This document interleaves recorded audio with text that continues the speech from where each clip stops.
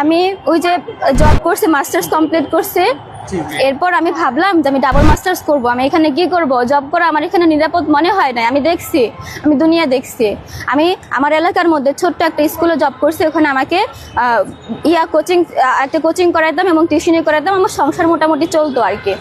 এরপর আমি মাস্টার্স করার জন্য সাইফোর্সে আসি। সেখানে আমি ভর্তি হই ইংলিশ শেখার উদ্দেশ্যে, এবং ওনার সাথে যখন আমার প্রথমে ক্লাসে দেখা হয়, আমি দেখেছিলাম যে উনি আমার প্রতি একটা এক্সট্রা কেয়ার দেখায়, এবং এইভাবে চলছিল প্রায় এক মাসের মতো চলছিল। এক্সট্রা কেয়ার দেখাচ্ছিল, বোর্ডে নাম্বার লিখে দিত, আমাকে চোখ দিয়ে ইশারা করতে নাম্বারটা লিখে নেওয়ার জন্য। এরপরে একটা পর্যায়ে উনি নিজে থেকে আমাকে, যে গ্রুপ আছে না, গ্রুপ করে যে প্রত্যেকটা ক্লাসের গ্রুপ করে, সেই গ্রুপ থেকে নাম্বার নিয়ে উনি নিজে আমাকে কল করে। সেই প্রথম দিনে 1 ঘন্টা 5 মিনিট কথা বলে, এবং প্রথম থেকে ওনার সাথে আমার টিচার স্টুডেন্ট হিসেবে কথা হচ্ছিল। আমি ওনাকে বলছিলাম যে আমি এই প্রবলেম, আমি বিদেশ যেতে চাই, আমি একটা ভালো একটা লাইফ চাই। তো সেখান থেকে ওনার সাথে আমার পরিচয় করেছি। আমি বিয়ের আগ পর্যন্ত, আমার যে প্রথমটা বিয়ে হয়েছিল 2013 সাল পর্যন্ত, তখন আমি অনেক কষ্ট করেছি। আমার বাবা আমার তেমন কোনো খোঁজখবর নেয় নাই, বললে ভুল হবে, খোঁজখবরই নেয় নাই। শুধু আমার 2011 সালে আমাকে কলেজে ভর্তি হওয়ার জন্য কিছু টাকা দিয়েছিল, এবং তখন কিছু কন্টিনিউ করেছিল। এরপর আবার অফ করে দেয়। দেন আবার 2021 সাল থেকে 2024 সাল পর্যন্ত আবার আমার বাবার টাকা, মানে উনি হচ্ছে আমাকে ধরেন দিত যদি 50,000 টাকা, আমি আমার স্কুলে থেকে টাকা নিয়ে আরো 10,000 টাকা নিয়ে আমি ওইটা করে একদম আমার ব্যাংকে রেখে দিতাম। মানে এইভাবে করে করে আমি টাকাগুলো জমিয়েছিলাম। আমি আপনাদেরকে সব ডকুমেন্ট দিতে পারবো। আমার কাছে টাকা জমানোর ডকুমেন্টসও আছে, উঠানোর ডকুমেন্টসও আছে, এবং সব আমি দিতে পারবো। কোনো ইনফরমেশন ছাড়া আমার বাসায় আসেন, কোনো ইনফরমেশন আমাকে দেয় না। আমি তোমার বাসায় আসতেছি বাড়িতে, সেটা আমাকে উনি ধর্ষণ করে।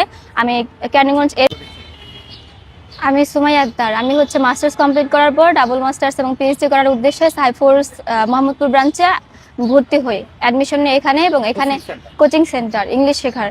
তো এখানে আসার পর আমি ক্লাস করি, এবং ওখানকার একজন টিচার, যিনি আব্দুল কুদ্দুস আদনান স্যার নামে পরিচিত, উনি দেখতাম যে আমাকে ক্লাসে একটা এক্সট্রা কেয়ার করতেন।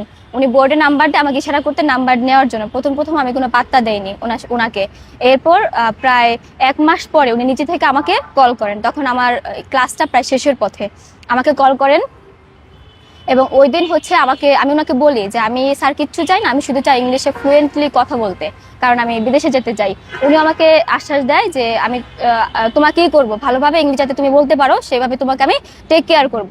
এরপর তার সাথে আমার আস্তে আস্তে কথা বলতে একটা সম্পর্ক তৈরি হয়, এবং উনি আমাকে বিয়ে করতে চায়। মানে সম্পর্ক বলতে টিচার স্টুডেন্ট সম্পর্ক তখনও পর্যন্ত থাকে আর কি, চা খেতাম, কফি খেতাম, এরকমই। এরপর উনি আমাকে বলে আমাকে বিয়ে করবে। আমাকে এই কথা বলার পর আমি আমার সম্পর্কে যা আছে আমার A to Z ওনাকে খুলে বলি। উনি তারপরেও আমার মার সাথে দেখা করার পর আমার মার কাছ থেকেও সব জানে, আমার বাড়িতেও যায়, ওখানে গিয়েও আমার সবকিছু দেখে আসে।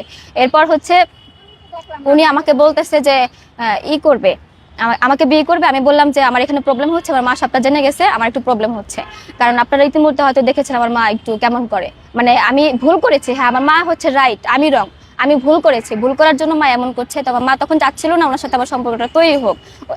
মা আমাকে বলেছিল উনি ভালো না, উনি খোঁজ খবর নিয়েছে, কিন্তু আমি বিশ্বাস করিনি। আমি হচ্ছে ওনাকে বলে এই কথাটা, উনি আমাকে বলে আলাদা বাসা ভাড়া নাও। বাসা ভাড়া নেওয়ার পর আমি একটা আলাদা বাসা ভাড়া নেই, এবং উনি আমাকে পরে ক্যানিগঞ্জ মডেল থানায় একটা মামলা দায়ের করি, এবং ওখানে উনি আমাকে বলে যে সুমাইয়া, আমি খুব গরিব, আমার কিচ্ছু নাই, আমার টাকা পয়সা কিচ্ছু নাই, আমি ভাতের কষ্ট করছি, তুমি যে কষ্ট করছো, তুমিও কষ্ট করছো, আমিও কষ্ট করছি, তুমি আমাকে সাহায্য করো, আমার ক্যারিয়ার নষ্ট করো না। এরপরে ওনার ভাই আমাকে কল করে একই কথা বলে, এবং বলে আমাকে বিয়ে করবে, সাহায্য না সাথে আমার সাথে থাকবে। এরপর ওনার প্রতি আমার মায়া হয়, এবং আমি যাই হচ্ছে ওনাকে ছাড়ানোর জন্য, যে মার সাথে ঝামেলা করে আলাদা বাসায়। তখন আমার মা যখন জানতে পারে, তখন আমার মা একটু ঝামেলা করে। আমার মার কথা আমি শুনি নাই, এবং ওনাকে আমি বলি যে আপনার সাথে আমার মা সম্পর্ক রাখতে দিতে চাচ্ছে না, বা কথা বলতে দিতে চাচ্ছে না, আপনি খারাপ, এটা উনি জেনেছে বা বলছে। আমি এটা বিশ্বাস করিনি, আমি এটা জানিও নাই, বিশ্বাসও করি নাই। আমি ওনার কথা বিশ্বাস করি, ওনাকে ভালোবেসে ওনার সাথে শেয়ার করি। উনি আমাকে বলে বাসা দেখো, বাসা নাও, আমি তোমাকে খুব শীঘ্রই বিয়ে করছি। এরপর আমি বাসাটা নেই, এবং তখন আমি মাত্র বাসায় উঠতেছি, মানে সবকিছু গোছগাছ করতেছি, হারিয়ে বলতে শুরু করে সব কিনতেছি, মাত্র থাকার জন্য যা যা লাগে বেসিক গুলো আমি আমার নিজের টাকা দিয়ে কিনছি। ওনার সাথে তখন আমার দেখা সাক্ষাৎ কিচ্ছু নেই, উনি আমার বাসায় আসেও না, আমার বাসা চিনেও না আর কি, জানতো অ্যাড্রেসটা জাস্ট জানতো। আমি বলছি যে এখানে আমি বাসা নিছি।